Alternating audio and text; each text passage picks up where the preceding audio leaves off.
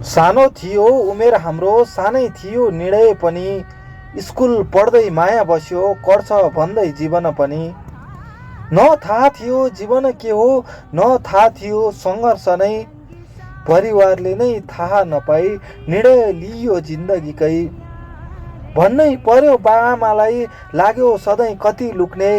बाआमा नै अचम्ममा, समाजसँग कसरी झुक्ने। एक कान दुई कान मैदान भयो उनको मेरो प्रेम कथा। समाजले पो जान्द रहेछन् सानो ठुलो भेदभाव। के थाहा सानो के थाहा ठुलो, हाम्रो चोखो माया थियो। हेर्दा हेर्दै समाज पनि हाम्रो प्रेममा झुक्यो। मैले उनलाई घरमै ल्याए, बिहे गरे धुमधाम। भित्रै समाजले भन्दै रहेछन् तथा नाम। समयको चक्र नहो, जीवन पनि चल्दै गयो। हेर्दा हेर्दै लाला बाला, खर्च पनि बढ्दै गयो। खर्च टार्न जीवन धान्न लागे म त परदेशतिर। अब बल्ल पर्यो मलाई सबैभन्दा ठुलो पीर। उनी पनि अब बा आमा छोडी सहर बस्ने अरे। भन्दै थिइन् गोबर चुलो, अति भयो सहरतिरै पस्ने अरे। उनको अघि म पनि हेर कति लाचार भएँ। बाआमा नि भन्दै थिए, बाबु नाति नाति नानी उतै गए।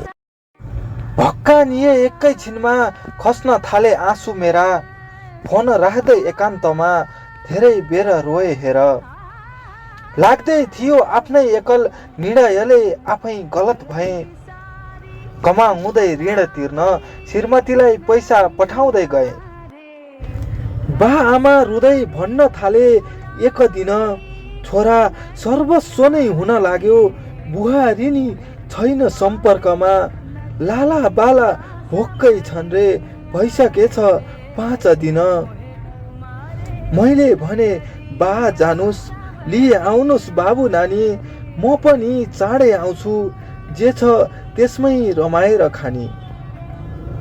8-10 दिन बितिसक्दा ओर्ले म जहाजबाट बुझ्दै जाँदा रमाउँदै रहेछिन् उनी अर्कैको साथ। आए भेटे लाला बाला, बा आमा एकै साथ। रोकिएनन् आँसु मेरा, आँसु सँगै कटाए रात। उनले पनि थाहा पाइछिन् म आएको परदेशबाट। उनलाई डिभोर्स चाहियो अरे, खबर पाएँ अर्कैबाट। सबै कागज पत्र मिलाई फोन गरी उनले आज, अदालत नै आउनुस् अरे। ली सबै समाज साथ, ली सबै समाज साथ। भयो सबै फैसला नि, आधा सम्पत्ति ली राज। हाँस्दै लिन अझै क्यास पैसा, खै कति पनि नमानी लाज। मन मेरो निकै भारी, फर्के आफ्नै गाउँ घर। पहिले लाग्थ्यो समाज नै गलत हो कि। गलत त म नै रहेछु, सही समय सही निर्णय, कमजोरी त म नै रहेछु। के थाहा तिमी जस्तीलाई, खसे आँसु मेरा बरर, खसे आँसु मेरा बरर।